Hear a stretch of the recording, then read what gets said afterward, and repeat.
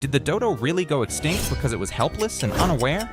Think again. About 4 million years ago, a flock of pigeons ended up flying over a quiet island in the Indian Ocean called Mauritius. No predators, plenty of food, a lush paradise. Why leave, they must have thought. Hey buddy, this place is fascinating. Let's live here. So they stayed and thrived. Generation after generation, they grew bigger. Their wings shrank because they no longer needed to fly. The island was safe, so safe that they eventually forgot what fear even was. But everything changed the moment the first European ships arrived, and they brought a souvenir: predators. Suddenly, paradise wasn't paradise anymore.